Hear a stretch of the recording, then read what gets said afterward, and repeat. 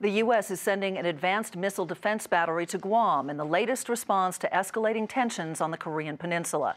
Defense Secretary Chuck Hagel using tough language in response to the North Korean threats today.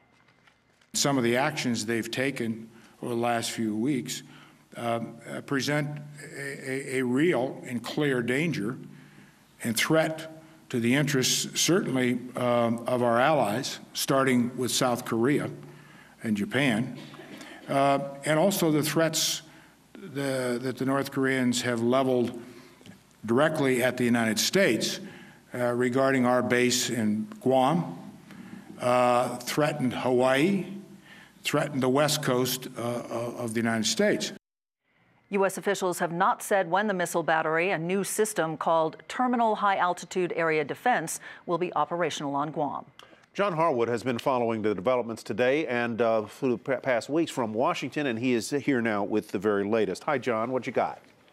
Hi, Tyler. You know, this is an interesting balancing act by U.S. officials because on the one hand, they're trying to not let North Korean threats and provocations go unresponded to, but they're also trying not to overreact and give the indication that they regard these threats as reflective of imminent conflict or anything of that kind. Jay Carney, the White House press secretary, said on Air Force One today as the president was flying out west for some fundraising and gun control events that this is part of a familiar pattern for North Korean officials trying to obtain concessions by using this sort of provocative language. And of course, now that we have the new young North Korean leader, you have a temptation for him to try to prove his toughness and prove his worthiness to lead that country. But the administration also can't ignore the things that he's saying. The reports that I've seen indicate that the missile defense battery would be operational within about 2 weeks. But I don't think the United States officials expect to use that soon, Tyler. You know, John, I guess we really haven't heard from the president very much. I heard late today that John Kerry, the newly installed Secretary of State, is going to be traveling to the region within the next few days. What can you tell us about that, if anything?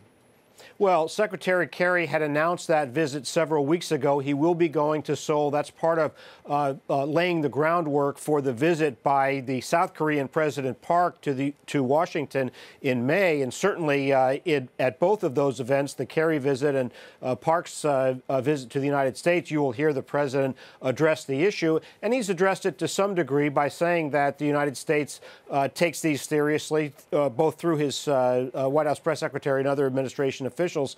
But you know, the administration is trying to manage a relationship with an adversary that hasn't always shown itself to be rational or calculating in what it said. And part of the problem is, Tyler, that we just don't know what the North Korean leader will do. Their capacity to hit the United States mainland is not believed to be there. They potentially have the capacity to hit Hawaii and Guam, but I don't think people expect that that's actually going to happen. And Jay Carney noted yesterday that they had not seen a movement of forces by North Korea that indicates that they're preparing to strike. All right, John Harwood in Washington for us tonight. Thank you very much.